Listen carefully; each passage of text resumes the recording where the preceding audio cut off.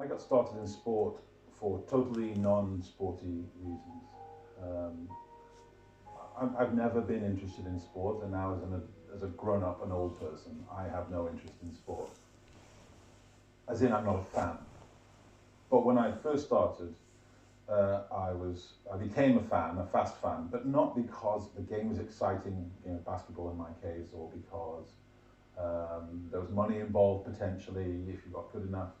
It was really because for the first time I found myself surrounded by a group of people who didn't treat me like a freak. As a 6'9" boy walking around the streets of Stockport, 6'9" black boy walking around the streets of Stockport, I was an unusual thing that people laughed and pointed at and ran away from and interrogated. And then I suddenly found myself around this group of people who treated me like all they could see was my potential. And it was intoxicating. And that's what made me stick in sport. My earliest mentor in sport was actually a man called Dave McLean.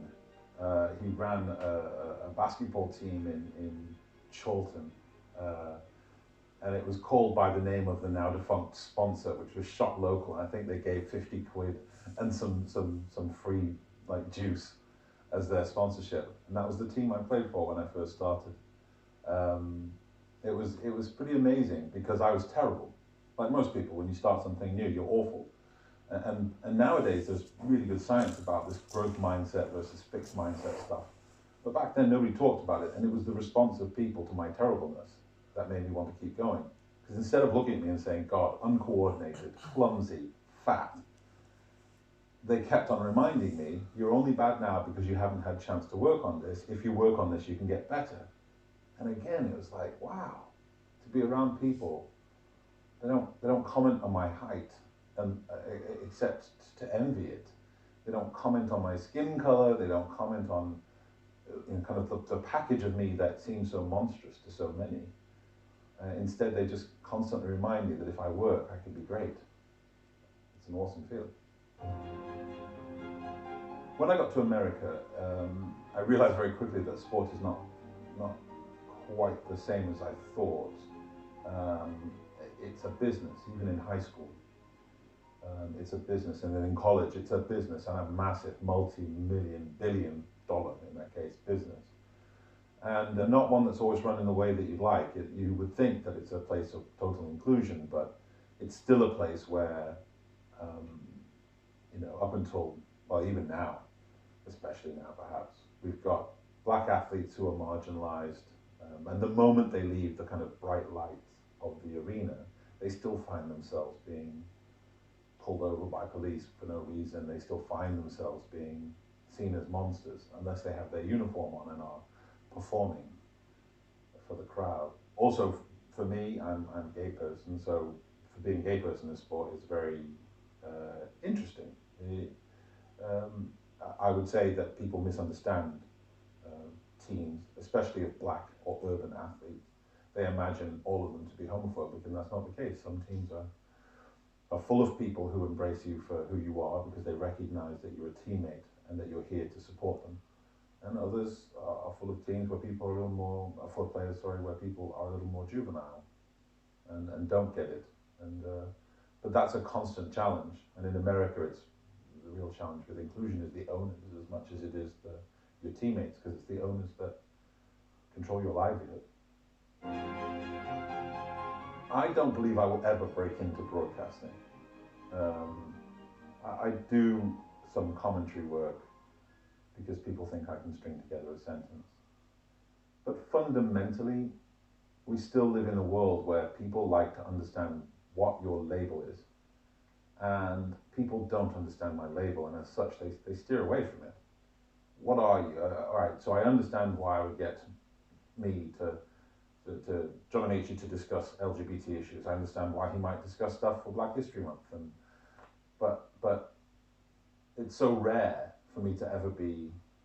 I'm a psychologist. I'm a trained psychologist, running my own international practice, and it is rare for people to recognize that.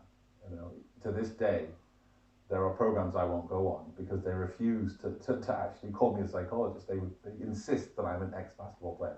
And it's because that box of identity is much more comfortable for people. They'd much prefer it if what they knew about me is that I love to talk about sports and I just want to do sports and I wish I still did sports. And that's what I was because it makes it easy. Whereas looking at me and thinking, intelligent guy who's a psychologist, I don't think it's that difficult, but people do find it hard. Education is everything. For me, my core identity is, since I was a child, has been embracing the fact that I am both a geek and a nerd. And they're not the same thing. Embracing the fact that I love to read and learn about the world. And I don't really distinguish between formal education and informal education. I just think you should have a voracious appetite for learning because we live in a world now that despite the Trumps, despite the Le Pens, despite the division that you can see almost everywhere, Farages, nuance is still important. Science is still important. Facts and not opinions are still important. And the only way we understand that and can negotiate that, this assault on our society by people who would use unfacts, by people who would use opinion as if it were fact, is to educate ourselves. Inclusivity is vital, but not for the reason people think. People like to think of it like a come-by-our story, that if we're inclusive, we all sit around in a circle around a fire and drums and finger cymbals and incense and we all love each other. And it's not about that. It's about winning and performance, productivity, and it's about the individual happiness of people. When you create an environment that's inclusive, a workplace, for example, that's inclusive, it's not just that it's nicer, because that's so banal. It's a more high-performing workplace. People are always talking about teams, and yet there's a science behind teaming. Teaming requires earned disclosure, the idea that people feel safe and supported enough to tell you important things about themselves. Teams require that. It is a necessity. Without that, there is no team. Without teams, there is no winning. Because groups of elite individuals will always get their bottoms kicked by a good team. So when we talk about inclusion, people need to take it away from this space where it's a nice to have, where it's try to be nice to those people. It's not that. It's about, do you really want to win? Do you want to have a robust society, organization, school that is driven by teams that can withstand the disruption of the world we live in? And if you do, then inclusion is essential. People are attuned, especially minorities, they're attuned to spaces where they see an awkward absence of people like them. It is not a question of minorities with women, black people, LGBT folk, whoever. People with disabilities might have the biggest gripe right now, I would imagine, because their visibility is minimal and the storylines told about them are absurd because they just focus on their disability rather than on what they contribute. It's important that people see rounded role models. And it's not because black people need black role models. It's because young white boys need to see young black girls. They need to understand how other people are. Not necessarily so everybody likes everybody, but so that there's a common understanding that Britishness is not this monochromatic thing that it might have been in the 1950s, that now it is something wider. We're a country whose national dish is Indian food. We are not like we were. We can still drink tea and enjoy Indian food. I know I do that most days.